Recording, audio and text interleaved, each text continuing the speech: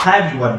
मैंने अपने दोस्तों की बातें सुन सुनकर कि स्टार्टअप करना है, ये बिजनेस करना है, वो धंधा करना है, फाइनली आखिर ये सोचा कि भाई आइडिया तो सब प्रपोज कर रहा है, लेकिन पता कैसे लगाएं कि किसका आइडिया काम करेगा या नहीं करेगा, किसके आइडिया में पार्टनर बना जाए, कैसे अपना आइडिया सोचा जाए। सो आज का टॉपिक यही होने वाला है कि किसी भी बिजनेस आइडिया को हम वैलिडेट कैसे करें। अब देखो आजकल के टाइम पे शार्क टैंक इंडिया देख के या स्टोरीज पढ़ के हर कोई मोटिवेटेड है एक अपनी कंपनी बनाने के लिए, लेकिन सवाल तो ये है कि अगर हम फैक्ट्स या स्टैट्स देखें तो ऑल ओवर द वर्ल्ड हर साल लाखों स्टार्टअप्स चालू होते हैं और मुश्किल से 1 या 2 साल होते होते बंद हो जाते हैं। अब तुमने तो अपना टाइम, एफर्ट, मनी सब लगा दिया उसके अंदर एंड तुम्हें आउटपुट मिला घंटा। सो इसलिए जरूरी है कि कोई भी बिजनेस स्टार्ट करने से पहले ये समझा जाए कि वो बिजनेस काम करेगा या नहीं करेगा। अब देखो गारंटी तो कोई नहीं ले सकता है, बहुत सारी चीजें मार्केट के ऊपर डिपेंड करती हैं, रूल्स रेगुलेशन पे डिपेंड करती हैं एंड काफी सारे फैक्टर्स पे भी डिपेंड करती हैं। लेकिन अगर तुमने कुछ स्टार्ट करने से पहले प्रॉपर मार्केट रिसर्च एंड उस आइडिया की वैलिडेशन ही नहीं करी, तुम्हारी फाउंडेशन ही वीक है। जब तुम्हारी फाउंडेशन ही वीक होगी तो बिल्डिंग डेफिनेटली आज न कल गिरेगी ही गिरेगी। अब तुक्का बैठ गया तो बैठ गया कि हाँ भाई चल गया तो चल गया, बट बहुत हाई प्रोबेबिलिटी है कि डेफिनेटली आइडिया फ्लॉप होने वाला है। एक क्योट है बहुत फेमस कि the worst thing in this world is to fall in love with an idea. अब जो भी लोग होते हैं अपने दोस्तों को अपने आइडियाज बताते हैं इतने अच्छे से, जिससे लगता है कि वो आइडिया चल ही जाएगा। अब बहुत बार हो सकता है कि your idea is actually very good but you don't know how to know whether idea is good और नॉट। तुम्हारे दोस्त बोलेंगे कि नहीं यार तेरा आइडिया अच्छा नहीं है, नहीं यार नहीं चलने वाला है ये, बट क्या पता उस आइडिया में असली में दम हो, या फिर आपके दोस्त इस आइडिया को अच्छा बोल रहा हो वो ना चलने वाला हो। So the truth is your idea is good or bad, it's only decided by the market, whether the market is willing to pay price for that or not। अब ये चीजें हम कैसे जाने, चलिए देखते हैं। देखो सीधी सीधी बात है, ज्यादा कोई फॉर्मूला नहीं है, सिर्फ 4 फैक्टर्स हैं जिनके बेसिस पे ये डिसाइड होता है कि आपका बिजनेस या आपका आइडिया अच्छा है या नहीं। एंड इन 4 फैक्टर्स को अगर तुमने अच्छे से समझ लिया, अंत तक इस वीडियो को देख लिया, तो तुम अपने आइडिया को खुद ब खुद वैलिडेट कर लोगे कि मेरा आइडिया काम करेगा या नहीं करेगा। तो कौन से फैक्टर्स हैं? 4 फैक्टर्स में से very first factor is feasibility. भाई सबसे पहले तो ये देख कि तेरा आइडिया फिजिबल है या नहीं है। अब कल को हम मुंह उठा के आज अगर हम बोलें कि हम अंडर वाटर सिटी बनाने वाले हैं एंड लोगों को वहां पे फ्लैट बेचेंगे। अब आइडिया सुनने में तो भाई ऐसा लग रहा है कि बहुत अच्छा आइडिया है, आने वाले टाइम पे हमने मूवीज देख रखी हैं, एटलांटिस जैसे शहर देख रखे हैं, but it's not feasible at all, क्योंकि उतना पैसा वैसे टेक्नोलॉजी अपने पास है ही नहीं। सो अगर तुम डे ड्रीमिंग भी करते रहो तो करते रह जाओगे जिंदगी भर, उससे होने वाला कुछ नहीं है, क्योंकि जो आइडिया फिजिबली नहीं है तुम उसको एग्जीक्यूट कैसे करोगे। अब ये तो हो गया थोड़ा मिथकल एग्जाम्पल, बट ऐसे बहुत सारे एग्जाम्पल हो सकते हैं। सपोज तुम्हारे पास में खुद पैसा नहीं है, तुम मुश्किल से तुम्हारे पास में महीने के 5,000 10,000 आते हैं और तुम सपना लेके बैठ गए कि तुम एक बड़ी कंस्ट्रक्शन कंपनी बनाने वाले हो। ठीक है, तुम थ्रू स्ट्रगल या बहुत चीजों के बना सकते हो डेफिनेटली, बट अभी के लिए तुम्हारे लिए फिजिबल नहीं है। You have to start from something which is small, then you have to gain earn money and try to use that money into growing your business. So अगर तुम ये मान के बैठ जाओ कि अपने जॉब भी करते रहना है एंड इसके साथ में इस 5,000 से हम एक बहुत बड़ा धंधा बना देंगे, वो फिजिबल नहीं है। तो सबसे first thing is see whether your idea is feasible और not. Don't just start doing day dreaming, you have to move on from your idea if it's not feasible at all. Number 2, viability। अब ये सबसे important factor है भाई। इसमें कुछ terms तुम्हें ऐसे सुनने को मिलेंगे जो तुमने कभी नहीं सुना होगा। वायबिलिटी का बेसिक सिंपल सा मतलब ये है कि तुम्हारा आइडिया मनी क्रिएट कर सकता है कि नहीं, तुम्हें मनी प्रोवाइड कर सकता है कि नहीं। क्या फायदा ऐसा बिजनेस बनाने का, जिस ऐसा अपना एफर्ट पुट करने का, जब उस धंधे से पैसा ही नहीं बनना है। पैसा ही तो है जो चीजों को ड्राइव करता है हर चीज में, इकोनॉमी में। जो देखो पैसे पे बिक रहा है, तो सबसे तुम धंधा भी उससे करना चाहते हो ताकि अमीर बनना है, तो पैसा इज मैंडेटरी। सो सबसे पहले देखो कि तुम्हारे धंधे से पैसा बन सकता है कि नहीं बन सकता है। देन ये देखो कि ये आइडिया लॉन्ग टर्म में सस्टेनेबल एंड स्केलेबल है या नहीं है, एंड है तो कैसे होगा। ये complete part actually market analysis में आता है, बिजनेस डिसीजंस में आता है। लोग इस पे एमबीए करके बैठते हैं कि बिजनेस को वायबल कैसे बनाया जाए, सस्टेनेबल स्केलेबल कैसे बनाया जाए। वो तो हम इस वीडियो में नहीं सीख सकते हैं, बट आपको ऊपर ऊपर आइडिया देते हैं कि अपने प्रोजेक्ट, अपने आइडिया की वायबिलिटी कैसे चेक करो।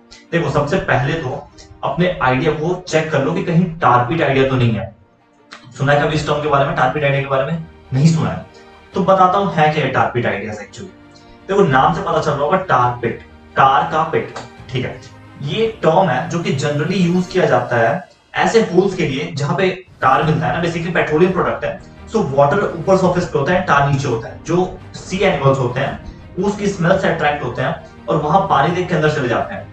अब जो टार होता है दैट इज वेरी स्टिकी, वो वहां जाके फंस जाते हैं। तो इसीलिए यूज किया जाता है टारपिट टर्म को ऐसे आइडियाज के लिए जो कि बहुत अट्रैक्टिव लगते हैं। फॉर एग्जांपल एक ट्रेंड आया था कि हर किसी को फिनटेक मार्केट में घुसना था, हर किसी को सोशल मीडिया मार्केट में घुसना था। अभी रिसेंट एग्जांपल मैंने एक दो दिन पहले न्यूज पढ़ी कि कू जो एप्लीकेशन था, आपने भी सुना होगा। Basically Koo was an Indian Twitter. उन लोगों ने ट्विटर बनाने का ट्राई करा for Indian people with made in India. अब उनका बिजनेस तो ये था, बिजनेस प्रोपेगेंडा तो ये था बेसिकली कि हमने इंडियंस लोगों के लिए बनाया है, this app is made in India, तो भारतीय लोग इसे यूज भी करेंगे। अब देखो ये तो लोगों का डिसीजन है कि लोगों को करना चाहिए था नहीं करना चाहिए था, ये आपका ओपिनियन अपना हो सकता है, बट स्टिल तुम अगर बिजनेस को देखो तो it was an target idea. लगा तो ये बहुत अट्रैक्टिव, बट प्रीवियस एग्जांपल्स को अगर इन लोगों ने उठा के देखा होता, सच एज हाइक मैसेंजर, कितना अच्छा एप्लीकेशन था हाइक मैसेंजर, इतने सारे फीचर थे, व्हाट्सएप से पहले बहुत सारे अच्छे थे उसमें फीचर आ चुके थे। बट जब कोई कंपनी एक अच्छा चंक ऑफ मार्केट कैप्चर कर चुकी है, उस नीश में घुसना बहुत मुश्किल है। अगर तुम आज टाटा सॉल्ट को कंपटीशन देना चाहते हो, एक अपना सॉल्ट का ब्रांड लॉन्च करे, कोई तुम्हारा क्यों खरीदेगा प्रोडक्ट? अंटिल अनलेस तुम 10 रुपए के सॉल्ट को 2 रुपए में ना बेच रहे हो या एक्सेप्शनल क्वालिटी ना प्रोवाइड कर रहे हो, वो भी तुम सॉल्ट में क्या ही एक्सेप्शन प्रोवाइड कर सकते हो। सो ऐसे आइडिया से बच के रहना है जो कि टारगेट आइडियाज हैं। एक तो एग्जांपल हम और ले सकते हैं इन टाइप के आइडियाज का, टारगेट आइडियाज का। सच एज अभी के टाइम पे चल रहा है जो आप देखो, एआई एमएल में सबको एलएलएम्स बनाना है, लार्ज लैंग्वेज मॉडल्स। उन एलएलएम्स का करोगे क्या? How will you generate money from those LLMs? सारे के सारे एलएलएम से तुम पैसे नहीं बना सकते हो। चैट जीपीटी बन गया, परप्लेक्सिटी बन गया, और भी बनते जा रहे हैं बनते जा रहे हैं। अभी रिसेंटली हमने देखा बाइजूस का, देखा Byju's was a good business, but yeah, there was a problem of execution. That was not a target idea. That was actually a good idea and very first one to start it in India. But still that failed due to different reasons. So that is not considered target ideas. But as example, भरे पड़े हैं।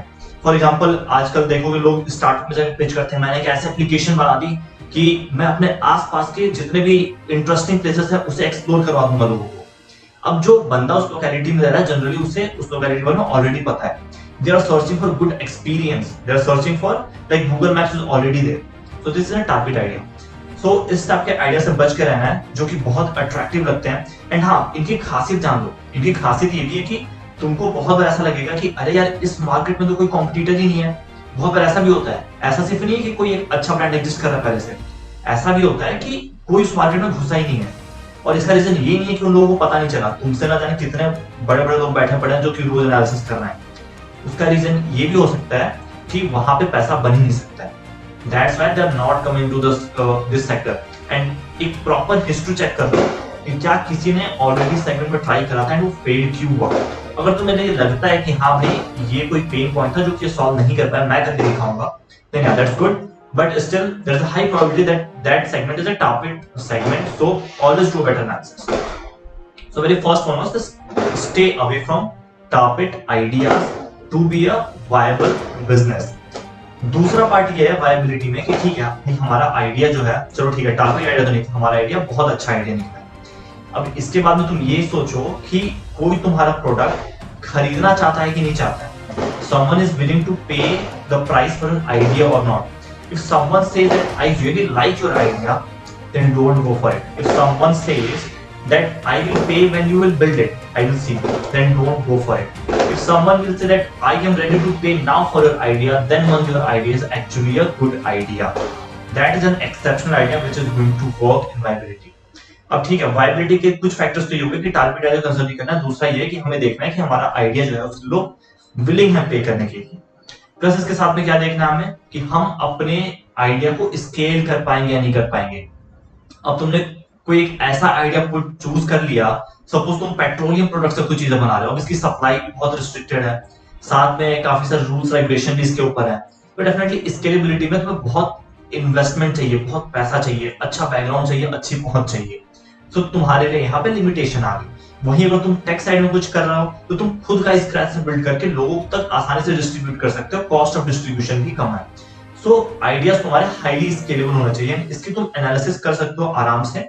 तुम अपने देख लो कि तुम्हारे resources कौन कौन से हैं जिसे तुमको अपने आइडिया को बिल्ड करने के लिए चाहिए, उन पे क्या कंस्ट्रेंट्स हैं। अगर कोई ऐसा रिसोर्स है, सपोज तुम्हें कोई रॉ प्रोडक्ट चाहिए जो कि साल में सिर्फ 2 बार उगता है, सपोज कोई फार्म प्रोडक्ट है, सो यू हैव कंस्ट्रेंट कि तुम्हें फ्रेश जो तुम्हारा रॉ सोर्स है वो सिर्फ 2 महीने के लिए अवेलेबल रहेगा। तो तुम अपने आइडिया को स्केल करने के लिए तुम्हें बहुत ज्यादा पैसा इन्वेस्ट करना पड़ेगा, सपोज तुम्हें फॉरेन से इंपोर्ट करना पड़ेगा सेम रॉ मटेरियल। सो ये चीजें तुम्हें देखनी पड़ेगी कि रिसोर्स क्रंच क्या है, रिसोर्स कंस्ट्रेंट क्या है तुम्हारे ऊपर। दूसरा कि तुम अपने प्रोडक्ट को लोगों तक कैसे पहुंचा पाओगे। अगर तुम्हें बहुत हाई इंटेंसिव सप्लाई चेन चाहिए तो डेफिनेटली तुम्हें पैसा भी ज्यादा चाहिए। अब तुमने सपोज रेफ्रिजरेटर का धंधा चालू कर दिया कि तुम एक आइस फैक्ट्री बना रहे हो या कुछ ऐसी चीजें बना रहे हो, तो पैसा तो लगेगा तुम्हारे, और ऊपर से इसको स्केल तुम कैसे कर पाओगे।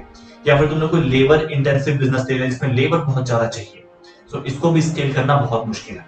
सो ऐसे तुम अपने रिसोर्सेज को देख के एंड तुम्हारे जो कंज्यूमर्स हैं उनको देख के तुम उनको उनके तक अपना प्रोडक्ट कैसे पहुंचाओगे, तुम ये समझ सकते हो कि whether your idea is scalable और नॉट। एंड अगर स्केलेबल नहीं होगा तो सस्टेनेबल भी नहीं होगा automatically, it is not going to sustain in the market. अपने कॉम्पिटिटर्स को भी देख सकते हो कि जो बंदा तुम्हारा सेम बिजनेस कर रहा है, देखो हमेशा ऐसा तो होता है कोई ना कोई एग्जिस्ट करता है कॉम्पिटिटर, वो कैसा परफॉर्म कर रहा है। अगर वो बंदा भी बेयरली प्रॉफिटेबल है then don't go for that idea. या फिर तुमने ये समझ लिया कि वो क्यों प्रॉफिटेबल नहीं है एंड तुम क्या ऐसा कर दोगे कि प्रॉफिटेबल हो जाओगे, then go for that idea. तो ये चीजें तुम समझ सकते हो from viability factor, all this terms come under viability. इसके बाद तीसरी चीज है हमारी डिजायरेबिलिटी, जो हमने थोड़ा वायबिलिटी में डिस्कस कर लिया कि लोग विलिंग है या नहीं तुम्हारी चीजों को खरीदने के लिए। अब सपोज किसी के बॉडी एक होती है, बॉडी मसाजर चाहिए एंड इंडियन मार्केट में एग्जिस्ट नहीं कर रहा कोई एक सस्ता अच्छा मसाजर, तुमने लॉन्च करा, लोगों को चाहिए, लोग डेफिनेटली काफी पागल है कि हाँ मुझे खरीदना है, बट महंगे होने की वजह से लोग खरीद नहीं पा रहे हैं, डेफिनेटली तुम्हारा प्रोडक्ट चलेगा। आज तुम देखते हो कि डी मार्ट काफी ज्यादा चलता है, साथ ही साथ तुम्हारे जितने भी रिटेलर्स है, फ्लिपकार्ट ग्रोसरी बहुत चलता है। क्यों चलता है? क्योंकि लोगों को सस्ती ग्रोसरी चाहिए, डिजायरेबिलिटी काफी ज्यादा है। सो अगर तुम ऐसी मार्केट्स में घुस के कोई एक नीश कैप्चर करते हो जहाँ डिजायरेबिलिटी बहुत ज्यादा है, तब वो तुम चाय के सेगमेंट में जाके कोई एक ऐसी चाय बनाते हो उसका टेस्ट बहुत यूनिक है, टाटा टी से अलग है, बाकी टी से अलग है, कोई स्पेशलिटी है उसमें, then you will be able to capture that market because of large amount of desirability. So ये था हमारा तीसरा फैक्टर। चौथा फैक्टर क्या है? चौथा फैक्टर है हमारा इंटीग्रिटी। अब भाई इंटीग्रिटी क्या होता है? इंटीग्रिटी ये है कि सोसाइटल एंड एनवायरमेंटल इंपैक्ट क्या है। अब देखो इस पे लोगों की बहुत कंट्रोवर्सीज है, बिजनेसमैन टू बिजनेसमैन डिफर करता है। फॉर एग्जांपल अगर हम माइनिंग कंपनीज की ले लें तो डेफिनेटली वो एनवायरमेंट को डिटोरिएट तो कर ही रहा है, साथ साथ उनके बहुत सारे केसेस भी आते हैं कि उन लोगों ने यहाँ से एक्सट्रैक्ट कर लिया, आयरन ओर वहां से एक्सट्रैक्ट कर लिया। सो वो सब चीजें चलती रहती हैं। बट हाँ, तुम टाटा से देखो अगर, so they do good for society, they try to do good for society, like they have created cancer hospitals, they have try to put societal impact from their products, they try to provide cheap products so that every Indian consumer can consume that product. So जितना ज्यादा तुम्हारा societal impact होगा उतनी ज्यादा high chances होगी तुम्हारे business के successful होने के, क्योंकि ये सब चीजें दिखती हैं। साथ में जो रेगुलेटरी एजेंसीज होती हैं, जो गवर्नमेंट रूल्स रेगुलेशन होते हैं, वो भी तुम्हें सपोर्ट करते हैं अगर तुम्हारी इंटीग्रिटी अच्छी है तुम्हारे बिजनेस की। सोसाइटल इम्पैक्ट तुम डाल रहे हो, लोगों की जिंदगी बदल रहे हो, तो डेफिनेटली लोग भी तुम्हें पसंद करेंगे। That's why Tatas are loved so much all over the world. So अगर इन जस्ट 4 फैक्टर्स पे तुम्हारा बिजनेस आइडिया आता है, इनके इंटरसेक्शन में लाई करता है, गो फॉर योर आइडिया। आंख बंद करके मेहनत करना स्टार्ट करो, your business idea will definitely work, क्योंकि तुमने अपनी केस स्टडी करके आए हो, तुम अपनी एनालिसिस करके आए हो एंड तुम्हारा आइडिया एक वैलिड बिजनेस आइडिया है।